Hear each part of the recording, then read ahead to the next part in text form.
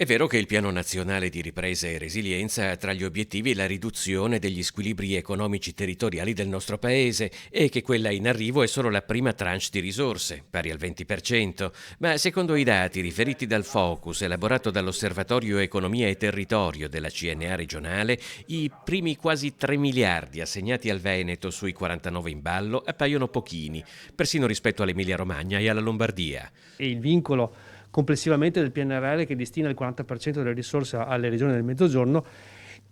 oggettivamente la quota del 5,7% attribuita finora al Veneto è sottodimensionata rispetto appunto alle potenzialità e al contributo che dà la nostra regione, sia in termini economici, vale circa il 9,2% del PIL, sia anche banalmente in termini di quota demografica, e siamo circa all'8,2%. Quindi fra queste due cifre c'è uno scostamento notevole per quanto riguarda appunto le risorse attribuite. Le risorse fino adesso assegnate riguardano soprattutto opere e servizi pubblici, un ambito che difficilmente coinvolgerà le piccole e medie imprese rappresentato dalla CNA, realtà imprenditoriali che comunque possono e intendono avere un ruolo di primo piano in altri settori. Queste risorse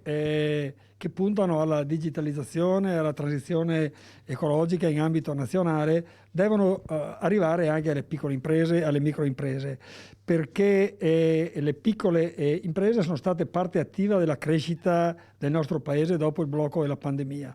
Quindi questo passaggio, questa evoluzione, questa crescita delle imprese passa attraverso anche, come dicevo, la digitalizzazione, l'innovazione e chiaramente la transizione ecologica, energetica, considerando anche quanto stiamo vedendo tutti i giorni sulla crescita del costo dell'energia. Le PMI rivendicano con orgoglio il proprio merito nella ripresa che sta trainando il Veneto fuori dal Covid e chiedono di poter accedere alle risorse del piano ed evitare una brusca frenata nei livelli di crescita attesi. E noi, soprattutto nel campo della digitalizzazione, del supporto alle piccole imprese, saremo comunque protagonisti con delle proposte, con dei suggerimenti al tavolo regionale di partenariato e soprattutto lo stimolo che vogliamo dare è quello di trovare anche delle sinergie con le regioni limitrofe, perché in questa fase è importante che ci sia il massimo della convergenza e il massimo della collaborazione.